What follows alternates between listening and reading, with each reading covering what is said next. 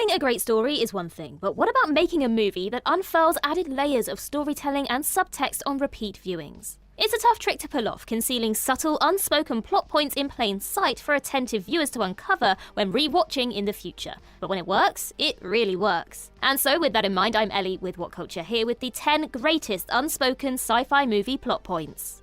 Number 10. Doc burned down his mansion to fund his time travel research in Back to the Future. In literally the first minute of Back to the Future, we see a newspaper headline which reads, "Brown Mansion Destroyed," referring to Doc Brown's family mansion, which was burned to the ground, leaving him to continue his experiments in his garage, which survived the fire. None of the Back to the Future movies ever bothered to expand upon this, though in the Blu-ray commentary for the film, writer Bob Gale stated that the shot of the newspaper was supposed to imply that Doc had deliberately burned down the mansion as part of an insurance scam. Basically, Doc torched his own mansion in order to collect the insurance money, which he could then use to fund his time travel research. Though the Back to the Future comics ultimately contradict this, it's worth pointing out that both Gale and director Robert Zemeckis only regard the movies as canon. As such, there's no reason to disbelieve that Doc committed arson to further his research. It fits both the story and the character perfectly. Number 9. Animals are more important to humans now in Children of Men.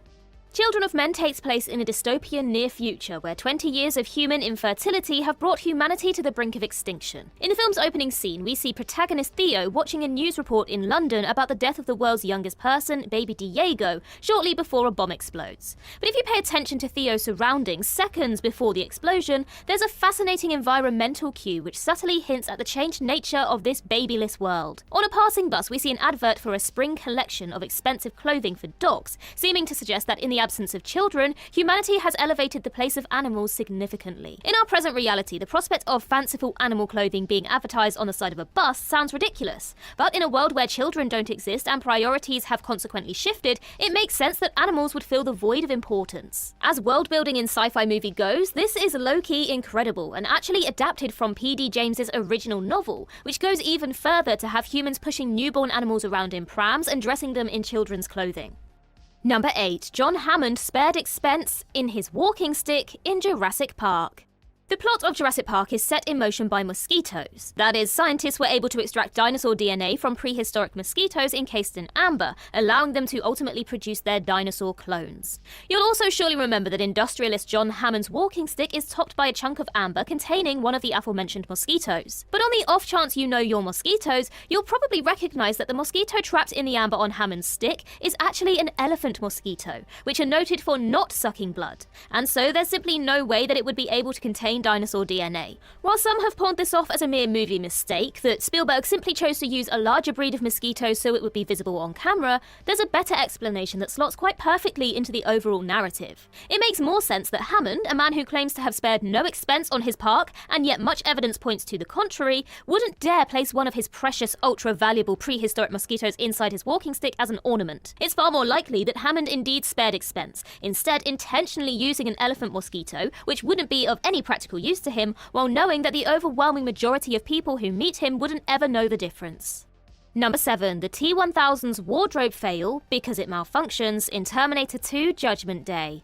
The special edition of Terminator 2 introduces a plot point that's basically cut in its entirety from the more widely seen theatrical release. After the T-1000 is frozen with liquid nitrogen and shot, it reforms into its typical human disguise, albeit with some glitching side effects, where it struggles to maintain its desired form due to the damage it took from being frozen. In the special edition, we see the T-1000's hands and boots unintentionally mimicking the surrounding environment, but effectively every indication of this is cut from the theatrical version, ensuring the vast majority of people who've seen T2 have no idea about it. But there is one single clever hint to the T-1000 malfunctioning in the theatrical version. When the T-1000 first arrives at the steel mill at the end of the movie, keep your eyes on its clothes. For the most part, the T-1000 is wearing the same cop getup it wore for the vast majority of the movie, except that it's wearing the boots of the traffic cop it assimilated shortly before being frozen. Basically, the T-1000 has glitched out and combined two cop outfits into one slightly ill-fitting ensemble. It's far from obvious, but a brilliantly subtle indication that the T-1000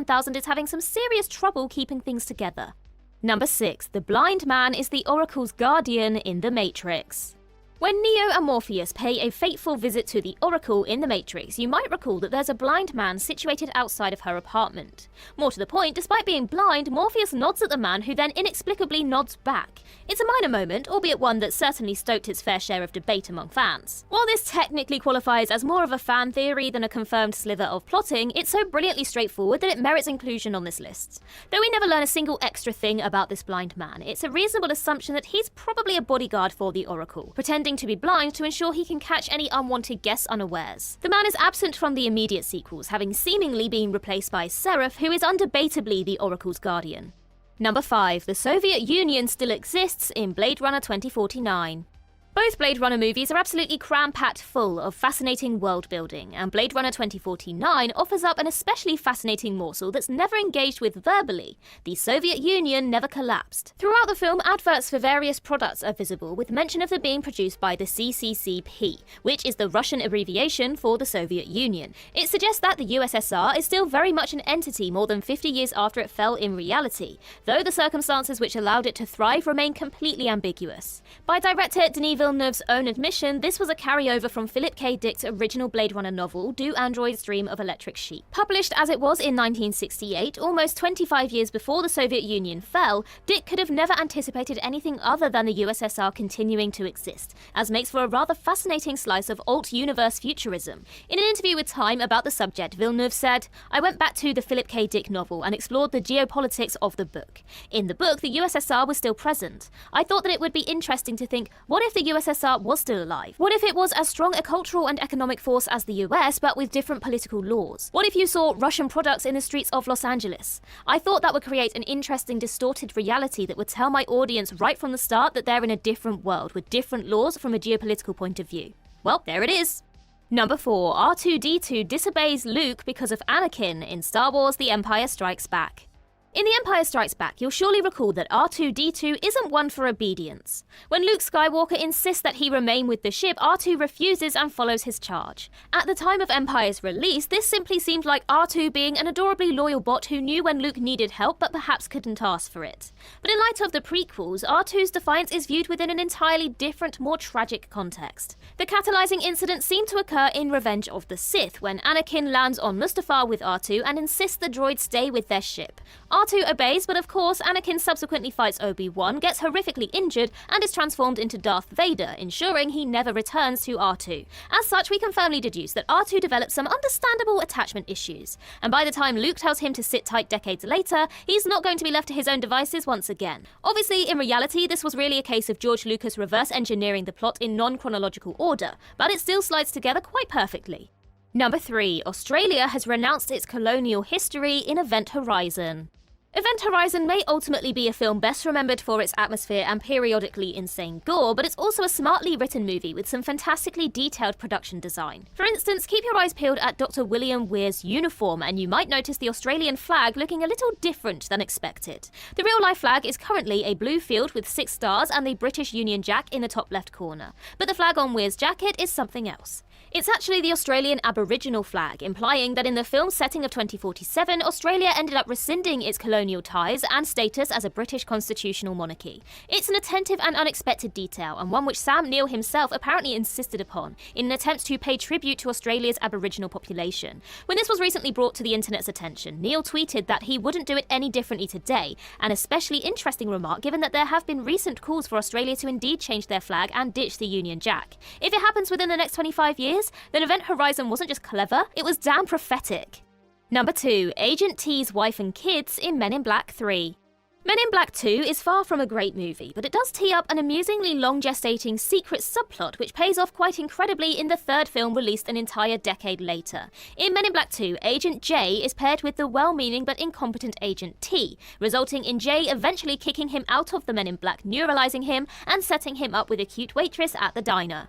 J suggests that T should get married and have a couple of kids, and lo and behold, in Men in Black 3's altered timeline, J encounters a woman in K's apartment with a husband and a few kids. The woman also being played by Alexandra O'Hara, who played that waitress in the diner. The obvious wink-wink implication is that in this timeline, Agent T did indeed marry the waitress and start a family. Even though the man seen in the back of the woman's apartment clearly isn't played by Patrick Warburton, who presumably wasn't available, it's still an ingenious slice of fun quasi-continuity between sequels.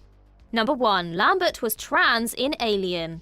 Ridley Scott's Alien is a masterclass of subtlety and restraint, despite fundamentally being a movie about a ship full of space truckers who get picked off one by a phallus-shaped monster. Though the film itself feeds us only morsels of information about the Nostromo's crew members, James Cameron's 1986 sequel Aliens added some sneaky context to one departed individual in particular. During Ripley's debriefing after being woken from stasis at the start of the sequel, the personnel files of her dead crewmates are projected on a screen behind her. This includes a file on Nostromo navigator Joan Lambert, which states that she was born male but given sexual reassignment surgery to female at birth, and that she had no indication of suppressed trauma related to gender alteration. In the film's original theatrical run and on earlier home video releases, it wasn't possible to read any of the text behind Ripley, but the DVD and Blu-rays of Aliens have included the crew's bios in their full HD glory, allowing fans to pore over them ad nauseum. It's certainly a fascinating revelation, albeit also a troubling one given the lack of exact context for why society would give a child sex reassignment surgery at birth,